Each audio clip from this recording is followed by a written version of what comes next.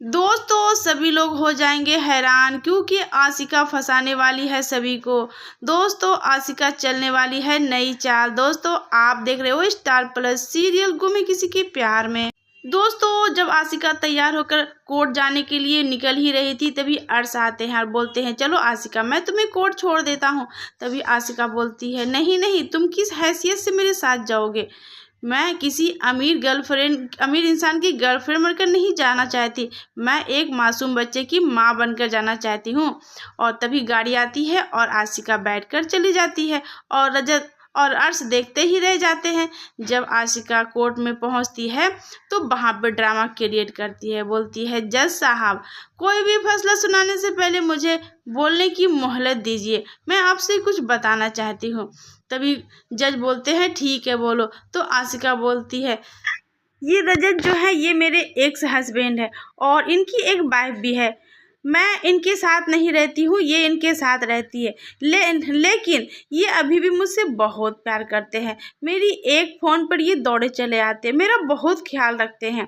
इनसे गलती हो गई कि इन्होंने दूसरी शादी कर ली और इनकी वाइफ को मेरा और इनका साथ बिल्कुल पसंद नहीं है, इसीलिए इन्होंने झूठा केस मेरे ऊपर लाद दिया है और मुझे बदनाम करने की कोशिश कर रही है। मैं 2 बच्चे की माँ हूँ, एक 5 साल की मेरी लड़की है और 12 साल का लड़का है। जो लड़की है वो इसके पास रहती है और मेरा लड़का जो है वो मेरे पास रहता है।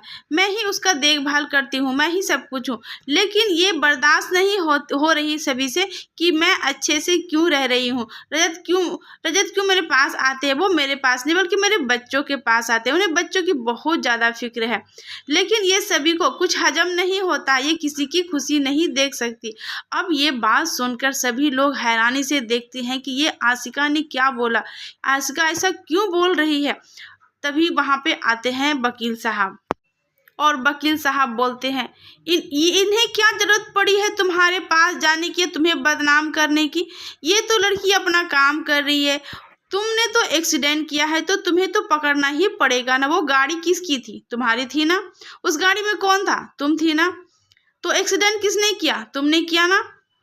तुम घर की कहानी क्यों बता रही, जब तुमसे उसका तलाक ही हो गया है तो फिर कैसी पति और कैसी पत्नी, जो है तो वो तो उसके साथ रहेगी ही। तुम किसी शादीशुदा जिंदगी के बीच में घुसने की कोशिश करोगी तो लोग तुम्हें छोड़ेंगे क्या। जब तुम्हें पति इतना ही पसंद था तो तुम क्यों अपने आशिक के साथ ही छोड़कर भाग गई।